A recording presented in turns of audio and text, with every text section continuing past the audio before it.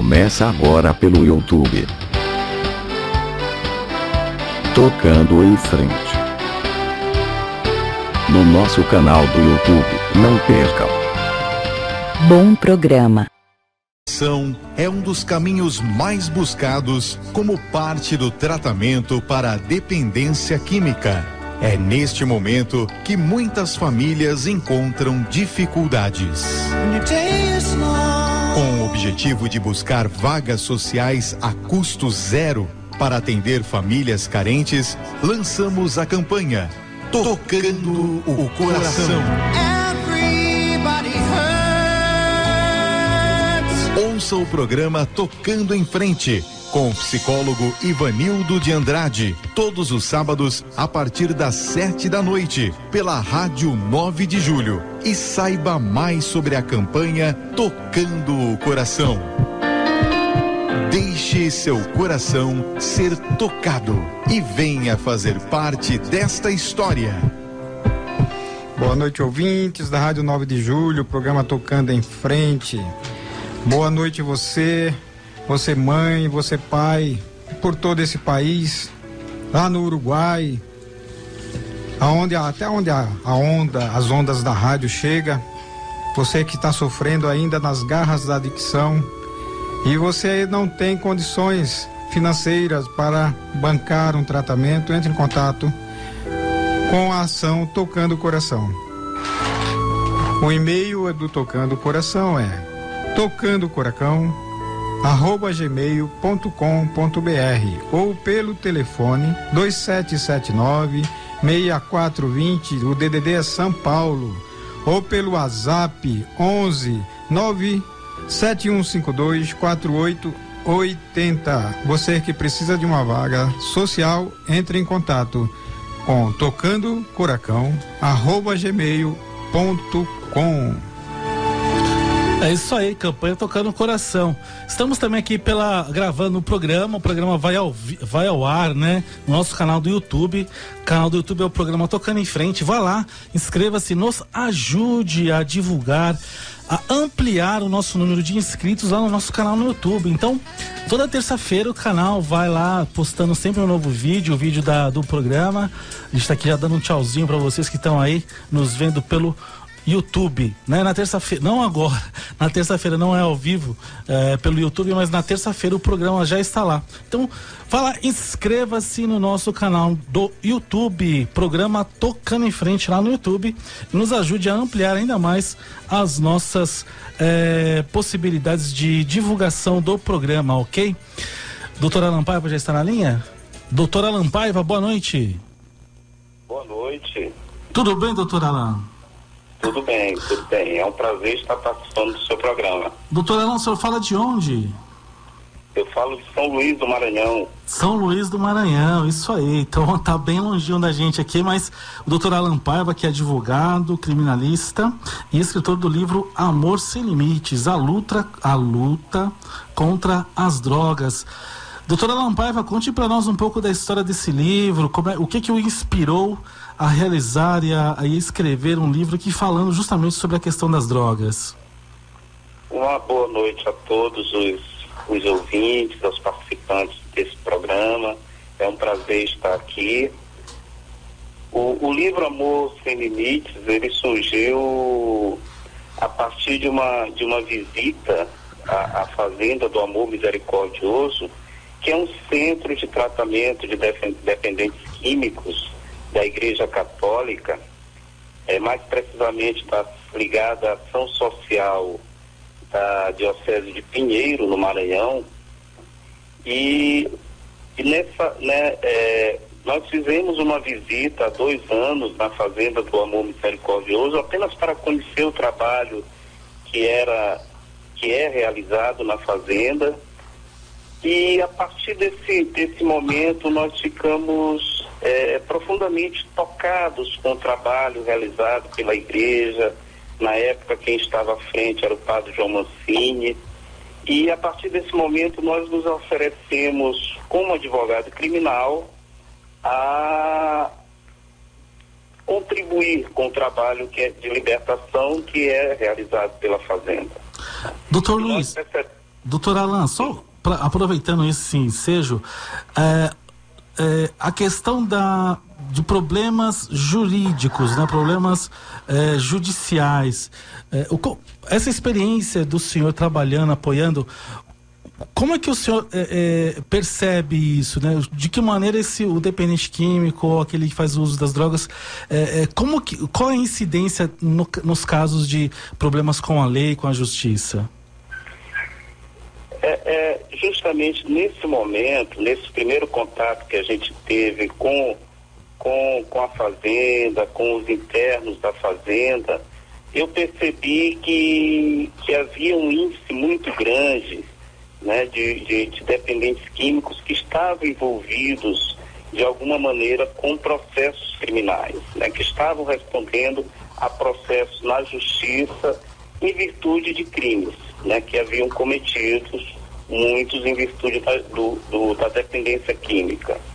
Então, a partir dessa constatação foi que eu me ofereci para o coordenador da fazenda, para a igreja de Pinheiro, para ajudá-los voluntariamente nesses processos, porque muitos estavam sem possibilidade, não tinham condições financeiras para contratar um advogado de sua confiança. E muitos advogados abandonavam a causa em virtude da situação financeira desses dependentes químicos, porque a fazenda atende pessoas muito pobres, né, de uma camada muito pobre da população. Então, a partir desse momento e constatando o alto índice de dependentes químicos em tratamento envolvidos com processos criminais, foi que eu me dispus a fazer esse trabalho de defesa dos dependentes químicos. E o senhor chegou a perceber ou a ter lá casos de envolvimento, de casos mais graves, assim, com questões jurídicas, questões criminais, questões que... Sim, os casos vão desde de crimes menos graves, como furto, danos, como também até crimes mais graves, como roubo, homicídio e até latrocínio. Então vai de crimes menos graves até crimes mais graves, violentos. E o senhor entendeu, vendo todo esse trabalho, o quanto que o problema da droga é que leva a pessoa a cometer esses crimes, doutor? Sim. Na verdade, hoje o problema das drogas é muito associado à questão da criminalidade, não é? Então nós percebemos a gravidade desse problema também quando começamos a fazer esse trabalho na fazenda. Então a gente percebeu a dimensão disso, o quanto cresceu, principalmente nas camadas mais baixas da população, o fenômeno da dependência química, do consumo de drogas, e esse problema tem se agravado cada vez mais. Tá, doutor, nós estamos aqui no estúdio com o Júlio Neri. O Júlio Neri, ele é subcoordenador da sobriedade do AE. Trabalha com grupos de apoio para dependentes químicos, né? E o Júlio, ele também já andou aí no meio, já fez o uso, né, das substâncias, enfim.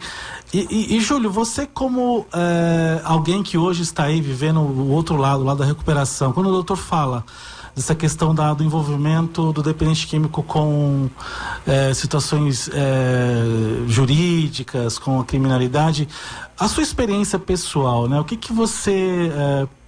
E ele dizendo da questão do quanto o uso da droga acaba levando a pessoa também para esse caminho. Como é que você vê isso? Como é que você vivenciou isso na sua história também?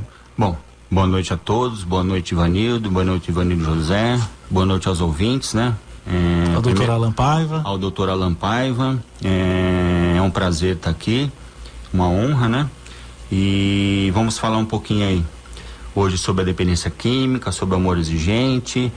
E eu concordo, né, com o que o doutor Alan Paiva falou, porque na maioria das vezes aí o dependente químico, numa situação avançada, né, da doença, num estágio avançado da doença, realmente ele pratica furtos, roubos, insanidades graves, né, que vão levar ao crime, que vai vai levar ele a ter problema com a justiça, né? E eu também fui um desses daí, que tive problema com a justiça, que cometi furtos, cometi insanidades, né? Para adquirir minha substância de preferência e é um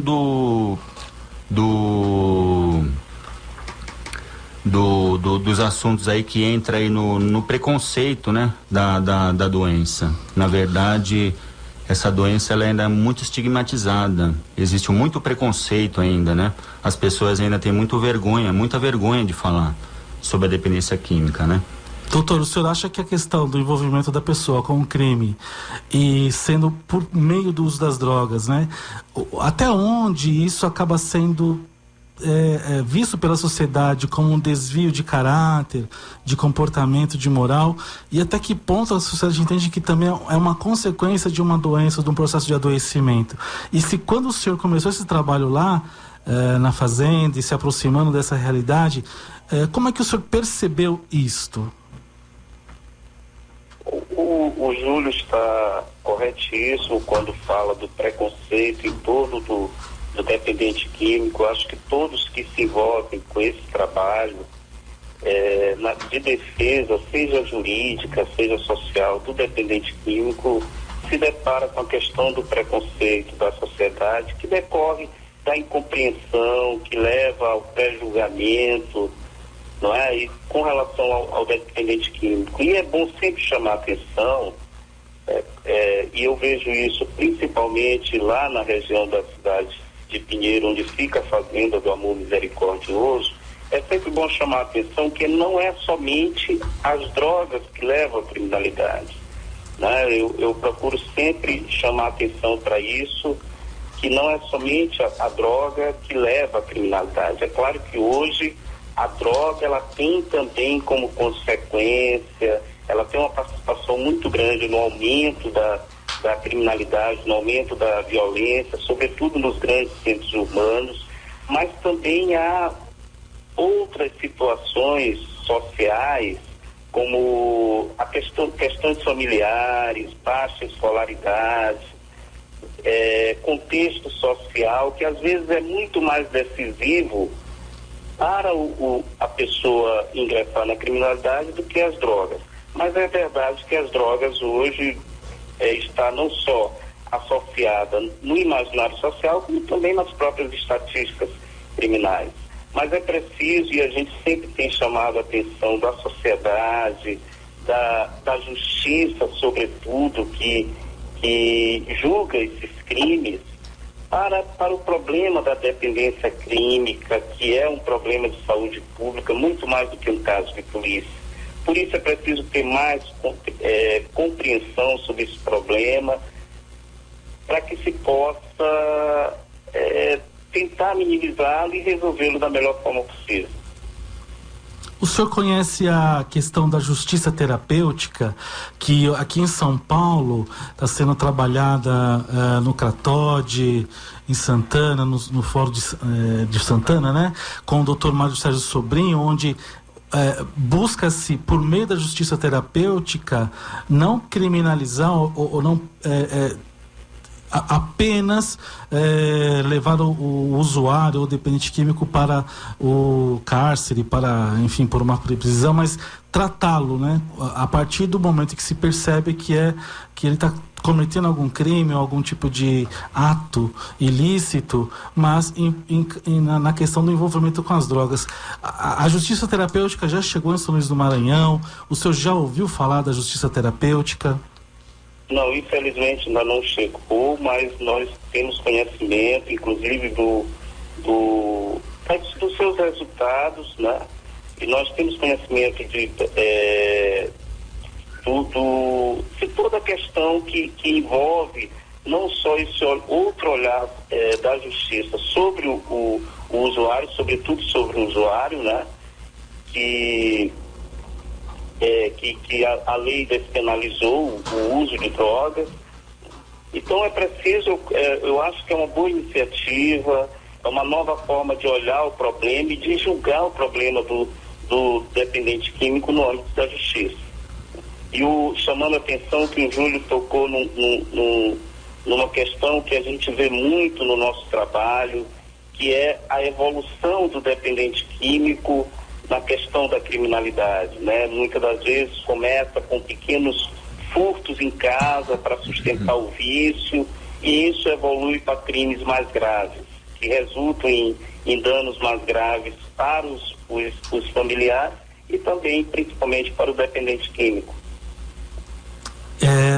Isso é importante a gente perceber, né? Júlio, como é que se deu essa questão da dependência química? Como é que essa questão jurídica, essa questão,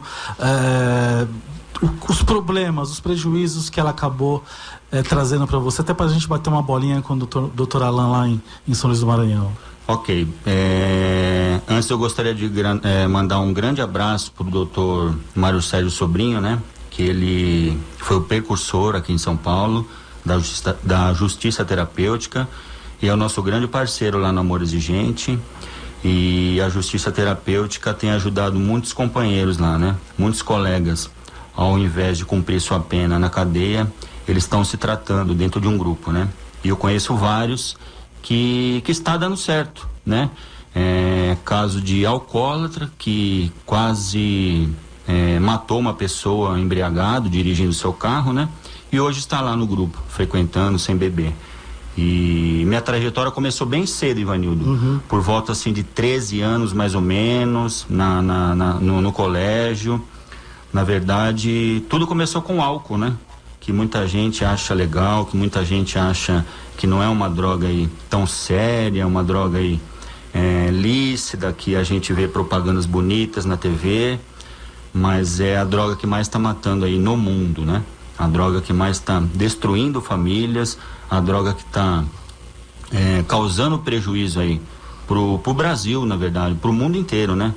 Porque ela não mata só com a substância, ela mata quando a pessoa bebe, dirige, quando a pessoa bebe, agride, quando a pessoa bebe, esfaqueia alguém, e ela está envolvida aí em mais ou menos 50% dos casos de violência doméstica aí, né?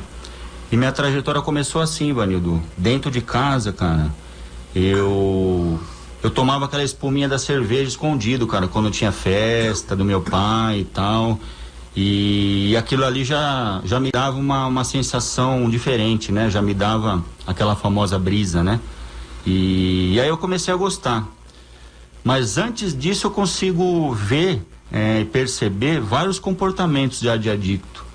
Antes do primeiro uso, né? Da substância, cara. Eu consigo enxergar em mim aí muitos comportamentos adictivos, né? Que eles só potencializaram depois do uso, né? Do álcool, da droga em si. E começou assim, cara. O primeiro problema que eu tive foi por volta de 13 para 14 anos. Tomando espuminha da cerveja. Tomando cerveja, aí depois eu comecei em bailinhos. Na época era bailinhos de garagem e tal, não tinha muita danceteria e tal. Começa de forma despretensiosa, né? Foi. Doutor Alain, ouvindo assim o Júlio falar de como é que iniciou, né? Nesse trabalho que o senhor realizou, nesse livro, como é que o senhor observa a questão do álcool, né? Porque quando você fala de droga, né, doutor Alain, pensa-se muito na cocaína, no crack, na maconha e tal.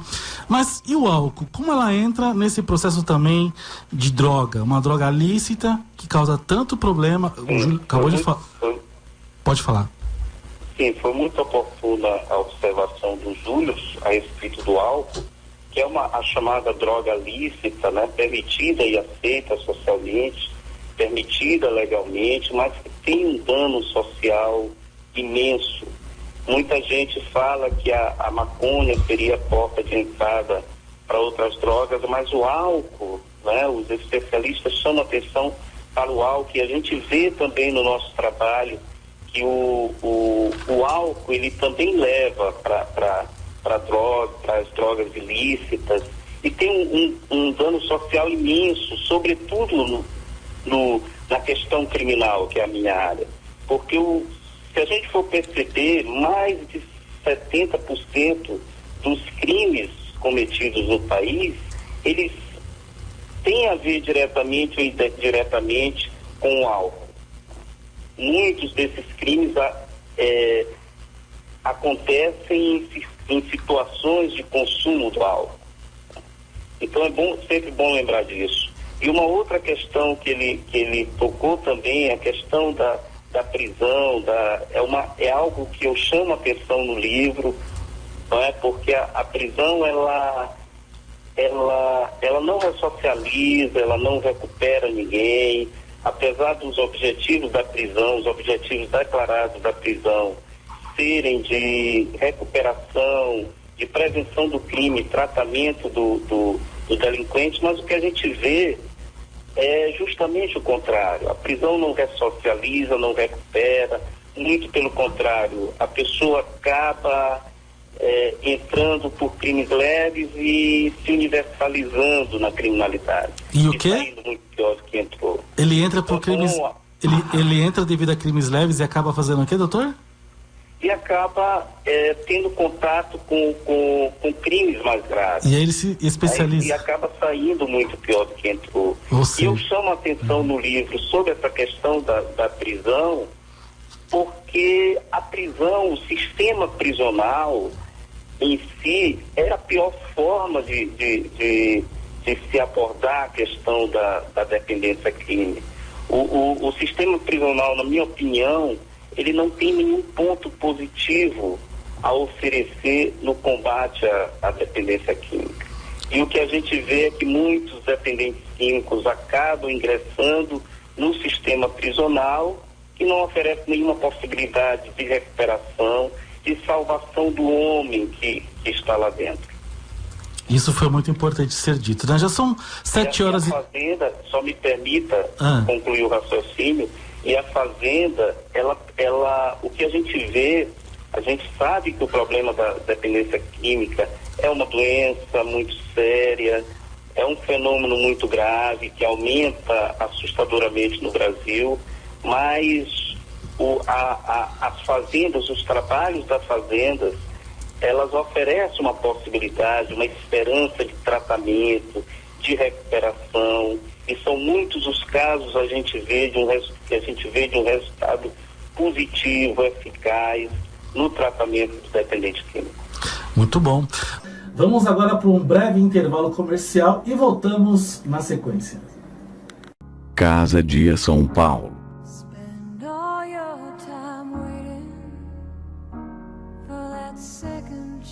O quanto você pagaria para salvar quem ama? Amor não tem preço.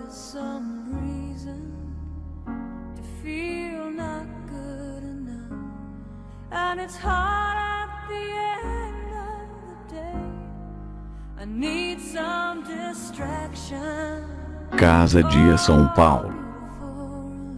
Não desistimos de quem você ama tanto.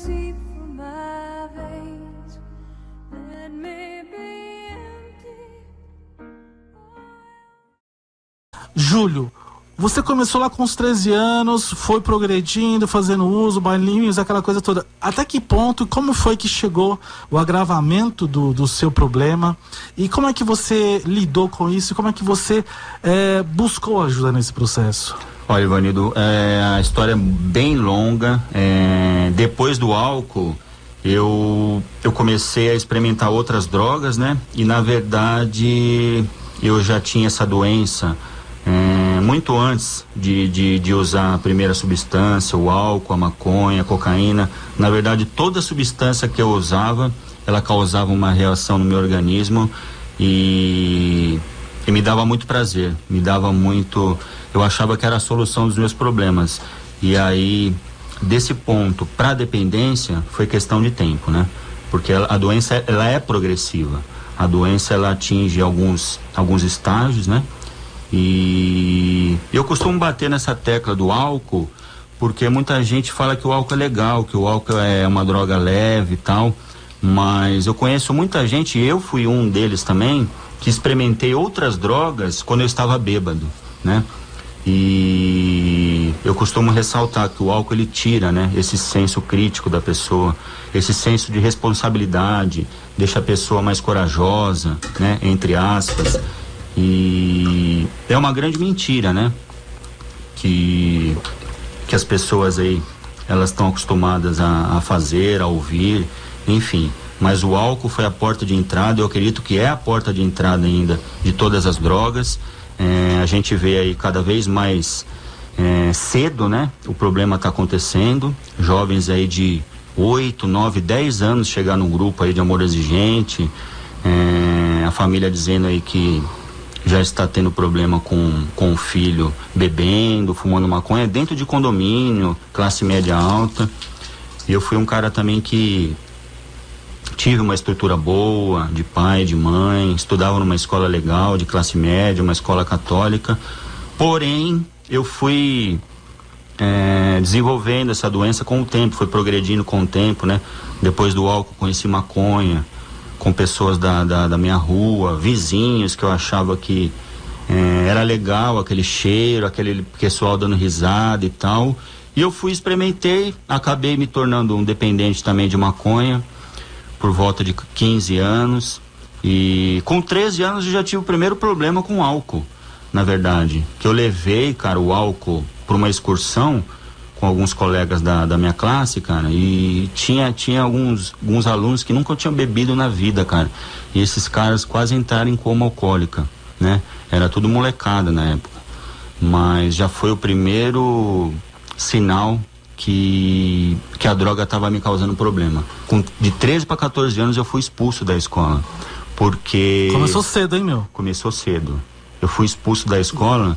Eu lembro que tinha 3 japoneses, cara, que esses caras passaram muito mal mesmo. Eu levei uma garrafa de pinga e uma garrafa de soda.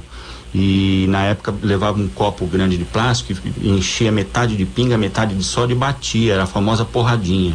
E aquilo lá deixava o cara louco na hora, cara. E foi assim, progredindo, né?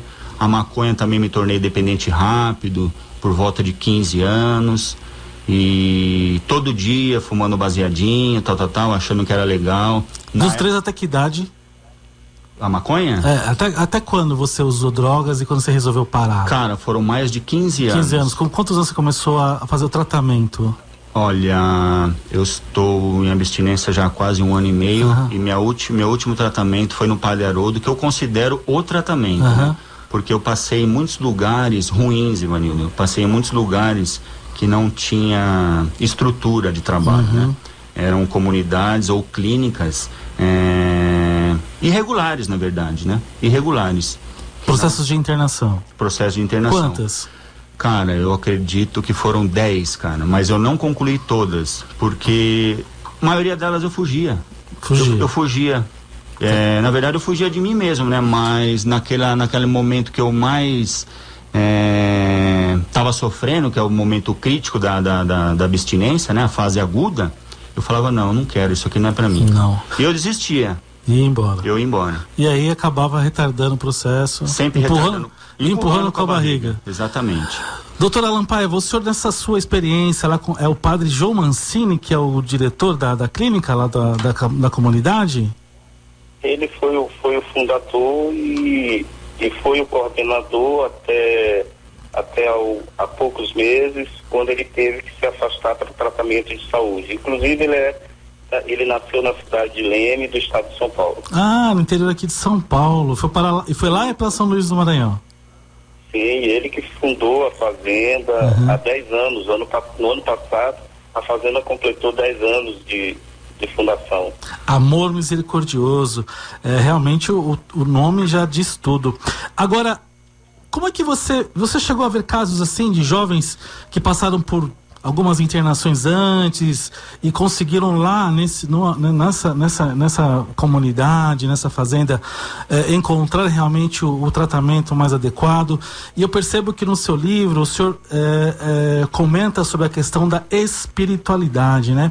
De que forma lá consegue-se trabalhar essa espiritualidade? Então, 2 perguntas numa só, né? A questão da espiritualidade e também essas experiências, essas histórias que o senhor chegou a ver, e uma que te chamou a atenção. Sim, inclusive no livro eu trato de alguns casos, né, que eu presenciei na fazenda. O Júlio, ele tem um testemunho muito forte e muito importante, porque chama atenção para para as consequências do álcool, das drogas na vida de qualquer pessoa. E lá na Fazenda do Amor Misericordioso nós tivemos muitos testemunhos, e que eu inclusive chego a tocar no livro. O livro, na verdade, ele fala da minha experiência como advogado criminal na defesa dos dependentes químicos. Mas, para escrevê-lo, eu achei que seria bom falar do trabalho realizado na Fazenda, da história da Fazenda, enfim, de alguns aspectos do tratamento que acontece lá. E tivemos, sim, muitos casos que chamaram a atenção. Muitas pessoas conseguem se recuperar, e nós temos presenciado isso, porque a Fazenda, na verdade, o objetivo é a libertação global do ser humano.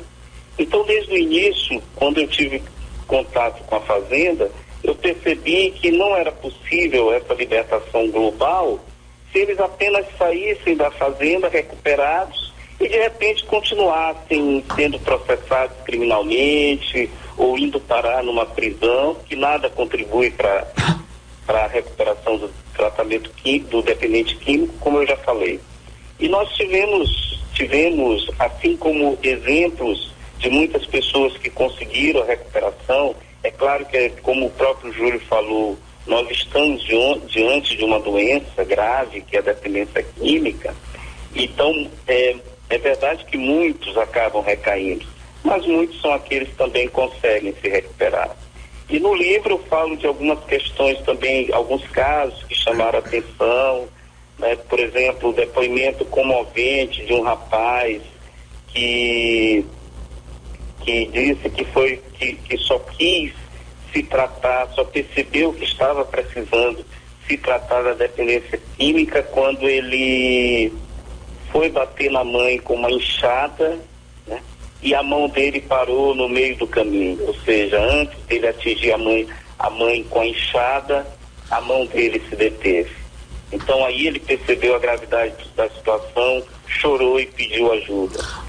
Ou seja, são casos muito, muito tristes, casos comoventes, que a gente vê como a dependência química afeta o ser humano, acaba destruindo laços familiares, até porque às vezes o dependente químico diz: não, minha família me rejeitou, me abandonou. E aí no processo de recuperação ele vai se dando conta de que na verdade foi ele que se afastou da família por conta das drogas, porque a cruz acabou se tornando pesada demais para a família também, que acabou tendo que lidar sem saber lidar com aquelas consequências desastrosas da consequência química, da dependência química, né? Então nós vimos muitos exemplos comoventes e também de muitas pessoas que acabaram se recuperando e hoje estão aí trabalhando de volta para a família, né? Continuando o seu caminho. E isso é fantástico, né? Perceber esta recuperação e essa mudança de vida.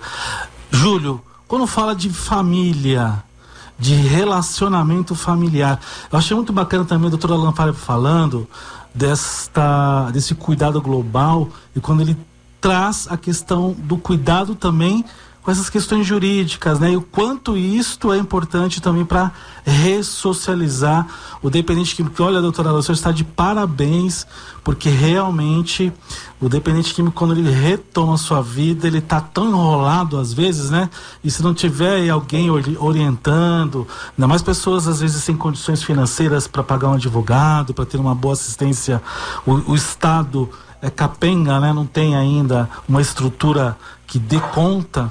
Então acho que o senhor realiza um belo trabalho, um belíssimo trabalho que, olha só que bacana, como outros advogados que estamos ouvindo agora, né, poderiam também se propor a fazer algum serviço nesse sentido. A Justiça Terapêutica está aí para isso também, mas de antemão eu já parabenizo o senhor por esse trabalho fantástico e também por esse livro que eu estou dando umas pinceladas aqui, também muito bacana. Mas, Júlio, família, dependência química, dependente químico, como que é isso, né? Como é que você teve que lidar com essa questão? Antes de mais nada, eu gostaria de agradecer muito você, Ivanildo de Andrade, o Ivanildo José, por essa oportunidade e por esse canal de comunicação que existe poucas, né? Existe poucos no Brasil. Rádio que fala de dependência química, fala de processo de recuperação, enfim. O Ivanildo José está de parabéns também pela campanha Tocando o Coração. Eu tiro o chapéu, Ivanildo, e você é um dos meus exemplos, né? O Ivanildo de Andrade também. Posso falar que eu sou o mais novo dessa turma aqui, mas vocês são as pessoas aí que eu me espelho e que eu escuto todo sábado, que eu aprendo com vocês, né? Vocês me dão muitas dicas e são poucas pessoas, né? Que nem o Ivanildo José, que nem o Ivanildo de Andrade, que fazem a parte deles, praticam a responsabilidade social. Cara, e sempre que fala de família, eu não tenho como falar de Amor Exigente, né? Porque eu vim de Amor Exigente, eu sou fruto de um grupo de Amor Exigente, eu tenho muito carinho, eu tenho um carinho imenso por esse grupo que me acolheu, ele sempre abriu as portas para mim quando outras portas se fecharam, principalmente Miguel Tortorelli, a dona Regina Tortorelli, que frequentam lá o Grupo Esperança, da qual eu faço parte, sou voluntário e tenho muito prazer em participar lá. Quando se fala em família, eu lembro muito da minha mãe, né? Há mais de 15 anos no Amor Exigente. E se não fosse ela, eu tenho certeza que eu não tinha entrado nesse processo de recuperação. Se não fosse a batalha dela, né? A batalha dela, a dona Adélia Neri, né? Inclusive ela tá me ouvindo lá, mandar um grande beijo para ela. É uma guerreira e graças a ela eu posso colocar aí de 70% a 80% aí eu devo essa parte aí de eu entrar em recuperação pelo esforço dela, né?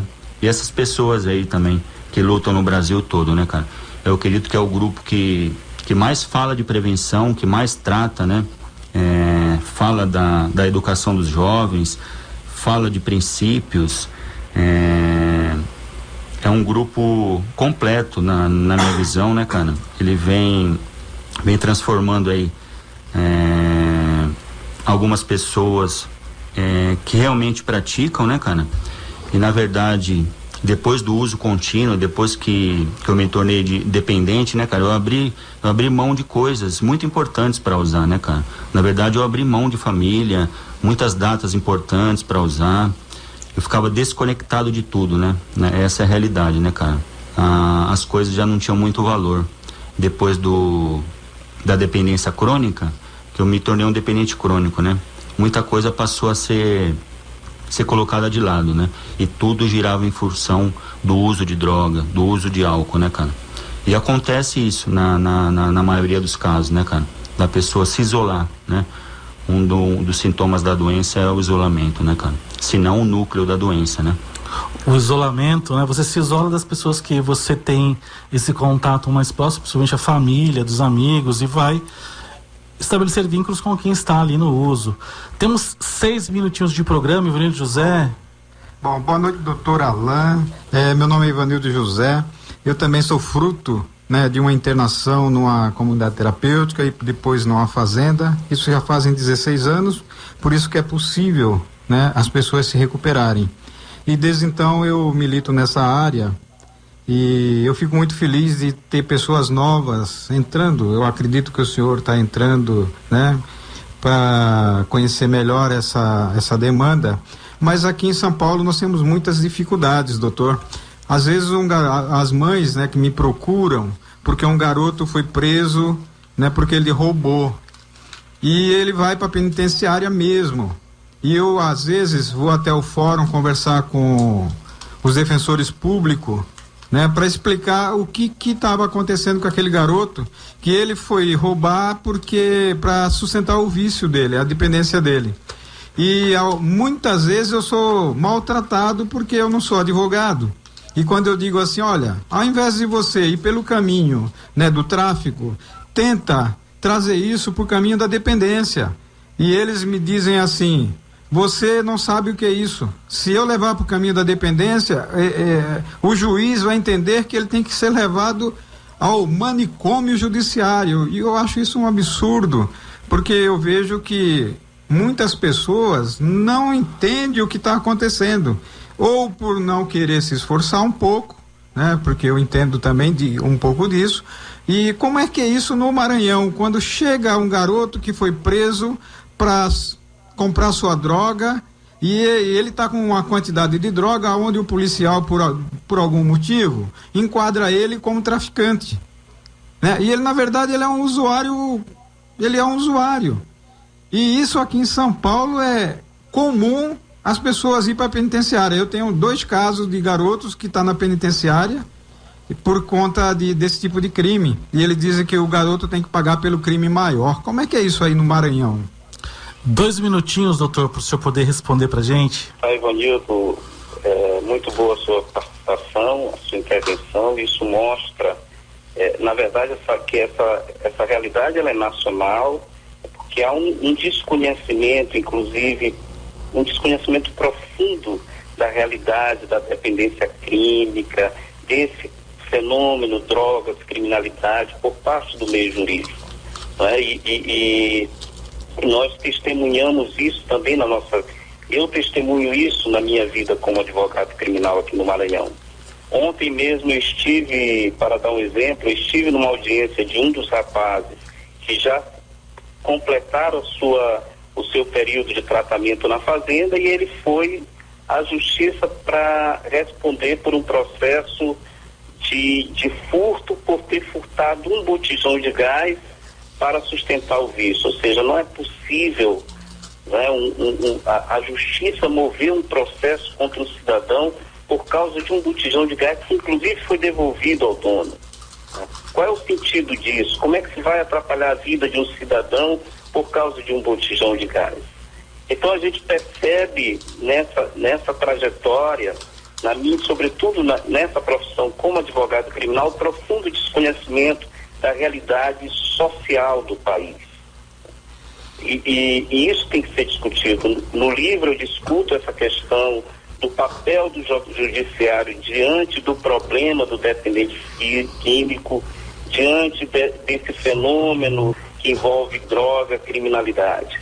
E é preciso ter sensibilidade e conhecimento sobre o problema, porque senão não se faz justiça. O que há é um preconceito que leva a uma discriminação, que leva a um pré-julgamento do dependente químico. E um ponto-chave que você tocou também é com relação ao usuário. Ou seja, na verdade o que a gente vê é uma discriminação, porque quando o usuário é pobre, ele facilmente é identificado, inclusive pela justiça, com o traficante de drogas. Mas quando ele pertence às camadas mais privilegiadas, ele é tido apenas como usuário. Isso então é preciso corrigir essa desigualdade. Nós só vamos poder fazer isso procurando compreender, sobretudo os juízes que estão julgando os dependentes químicos, os crimes que foram praticados por eles. Doutor Alain, estamos a 1 minuto do fim do jogo, 1 minuto do fim do programa, passa muito rápido. Eu vou me despedir do senhor, já agradecendo imensamente sua participação e dando-lhe os parabéns, e quero muito que a sua experiência, que a tua história seja transmitida e que outras pessoas também sigam pelo esse caminho. Você quer resolver seu problema com a bebida ou ajudar outras pessoas a se recuperarem do alcoolismo? Procure Alcoólicos Anônimos. Se quiser, adquira o livro Alcoólicos Anônimos e descubra como a Irmandade tem ajudado milhões de pessoas a se recuperarem do alcoolismo. Entre em contato conosco pelo telefone 11 3315 0216 ou acesse www.alcoolicosanonimos.org.br.